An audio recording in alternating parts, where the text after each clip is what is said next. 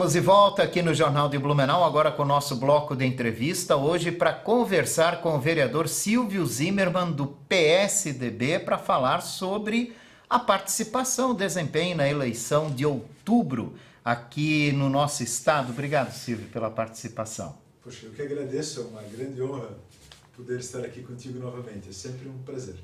Como é que o senhor avalia o desempenho do senhor nas urnas, né? Foram 6.456 votos em Blumenau e os 7.506 no total. O senhor esperava um desempenho melhor?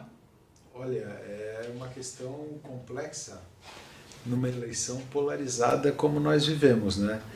Nós que nos colocamos numa situação de moderação, tivemos muita dificuldade nas últimas eleições, temos que admitir essa nossa dificuldade. Todavia, eu dei um passo do tamanho da minha perna. Eu só trabalhei em Blumenau, não tinha uma estrutura para trabalhar fora de Blumenau, então eu fui ao encontro dos meus conhecidos, dos meus eleitores, né, das pessoas que acreditam de fato no meu trabalho, e receber aqui, tendo trabalhado só em Blumenau, 7.506 votos, e me colocando como suplente de deputado federal de Santa Catarina, é de fato uma realização grande. Poderia ter mais voto, poderia ter menos voto, mas o fato de ser suplente de deputado federal do estado de Santa Catarina, eu já comemoro e acho verdadeiramente relevante. Nesse próximo mandato, o senhor vê uma possibilidade do senhor ocupar essa vaga ou é muito difícil? Vai depender muito.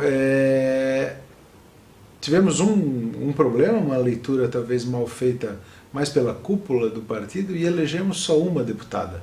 A nossa federação calculava eleger duas, a Carmen Zanotto e a Giovânia de Sá, mas por poucos votos, em todos os candidatos, né? No partido, na federação, não elegemos a segunda candidata, que era a Giovânia de Sá. Isso talvez possa complicar, mas tem o fator que daqui a 2 anos, Jorge, tanto a Carmen como a Giovânia provavelmente serão candidatas a prefeitas nas suas cidades, tanto em Lages como em Criciúma. Isso pode fazer a fila andar. Então, assim, existe a possibilidade, difícil ou não, existe a possibilidade de vir a assumir a partir daqui a 2 anos. Ah, que bom. Fica na espera, né? E uma eleição constrói a outra, né? Com certeza. Eu acho que, vamos lá, Blumenau já melhorou muito a representatividade. Na última eleição, Jorge, Blumenau tinha 240 mil eleitores. Presta atenção nesse número, 240 mil eleitores. 130 mil deles ou anularam o seu voto, ou votaram em candidatos de fora de Blumenau, e no contexto geral nós não havíamos elegido ninguém, nenhum deputado federal. Isso de fato é muito ruim. Nessa eleição elegemos 2, Ana Paula Lima do PT, que foi a mais votada em Blumenau, e o Ismael dos Santos. Então nós hoje temos 2 deputados federais. Independentemente se as pessoas, né, eu votei nele, eu votei assim, eu votei de outra forma, são 2 pessoas, 2 políticos que vão nos representar. E sem sombra de dúvida vão ajudar a trazer recursos para o Blumenau.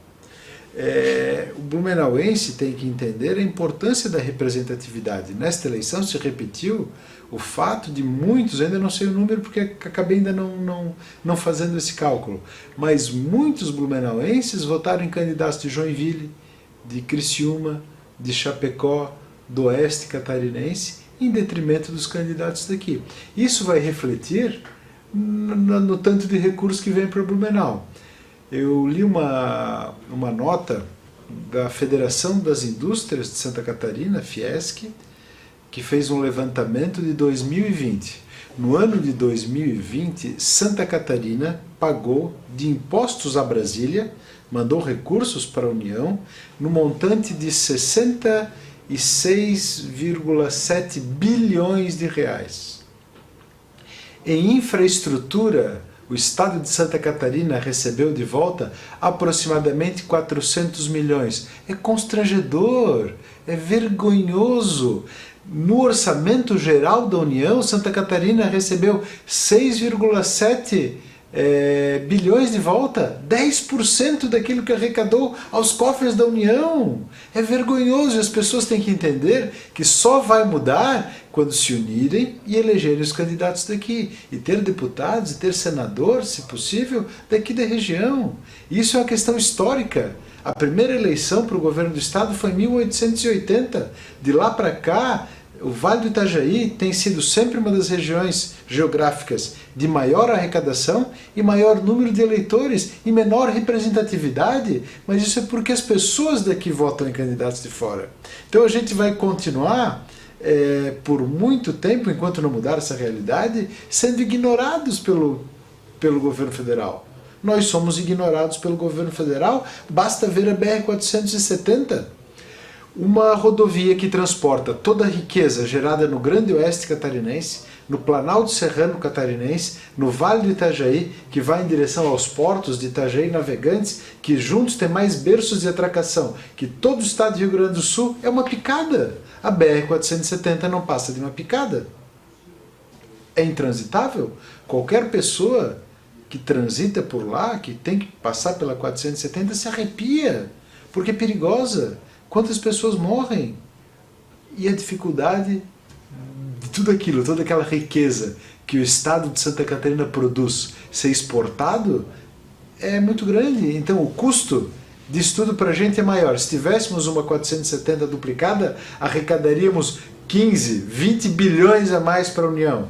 E será que ficaríamos assim, sendo ignorados? Então assim, é uma construção de longo prazo. E eu acho que as pessoas estão começando a entender.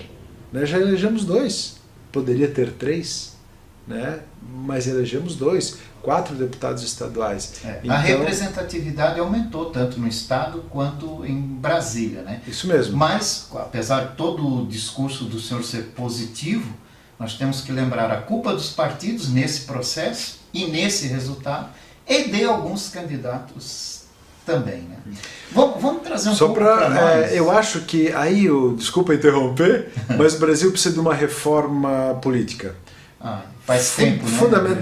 Fundamentalmente, quando a gente fala de eleições proporcionais, que são de deputado federal e deputado estadual que nós vivemos agora, e a gente tem que chegar no caminho do voto distrital. Os estados precisam ser divididos em regiões geográficas e dali sair os seus candidatos, sabe? Esse negócio de votar em candidatos do extremo oeste, do sul, do norte, que não nos representam, é um mal que deve ser corrigido numa reforma política, do meu ponto de vista. Estou dando aqui a minha opinião, né? Uhum. E o que aconteceu na última reforma política? Foram proibidas as coligações. Então o que acontece? Os partidos se uniam, formavam coligações e dali formavam chapas proporcionais com determinado número de candidatos. Hoje não, a lei obrigou que cada partido coloque aquele determinado número de candidatos. O que aumentou o número de candidatos dificulta mais ainda a concentração de votos aqui, né? Sem dúvida. Vamos trazer um pouquinho aqui agora, passada a eleição federal para o senhor, nós vamos falar da política local. O senhor está na Câmara de Vereadores ocupando uma vaga que é de seu colega Alexandre Matias, que deixou a Câmara para ocupar um cargo no governo. O senhor vai continuar na Câmara? Havia um acordo para ser só um período eleitoral ou o senhor vai continuar ocupando essa vaga? Não havia esse acordo. Né? Eu sou muito transparente e falo disso. O que aconteceu é que o Matias foi convidado a ser secretário municipal de desenvolvimento social e eu havia sido convidado para uma missão partidária, né? Eu estava até março deste ano à frente da Secretaria Municipal de Desenvolvimento Econômico, onde conduzi o plano de retomada econômica pós-pandemia e fui convidado a uma missão partidária para ser candidato a deputado federal. E aconteceu no mesmo momento desse convite do Matias para ir para o governo, então eu assumi a vaga na qualidade de primeiro suplente do PSDB, né? Então eu não era segundo, ou terceiro, ou quarto suplente, eu era o primeiro suplente do partido e aceitei assumir a vaga e desempenho com muito prazer a função de vereador de Blumenau. A função é importante. A maioria das pessoas tem dificuldade em entender o papel do legislativo, mas é um papel importante na sociedade blumenauense. Toda a sociedade, né? Fundamentalmente para quem entende a democracia. Sem dúvida nenhuma. Falando só um pouquinho da Oktoberfest, o senhor que é um amante da cultura, não só germânica, italiana, o senhor defende muito isso. Como é que o senhor está vendo o retorno da Oktoberfest? Como é que está sendo? Que avaliação o senhor faz? Verdade, Jorge. As minhas pautas fundamentais são voltadas à geração de riqueza e geração de emprego. O desenvolvimento econômico é algo muito caro para mim, assim como a cultura, né? E todas as manifestações culturais, eu me lembro que dei uma entrevista para Deutsche Welle, né, o canal alemão, e eles perguntaram como é a cultura alemã, que eu falei, não, nossa cultura é brasileira, né, com muita influência germânica. E essa é a verdade, nossa cultura é brasileira com influência germânica, falando da cultura de Blumenau, né? E a Oktoberfest tem dessas pautas que me atraem, que é o desenvolvimento econômico, porque o turismo gera uma cadeia produtiva muito grande mesmo. Desde o taxista, o motorista de aplicativo, a hotelaria, a marcenaria, os restaurantes. Então gera uma economia muito grande para a cidade de Blumenau, aliado ao fato cultural, que é a grande alma, que é o espírito do Oktoberfest.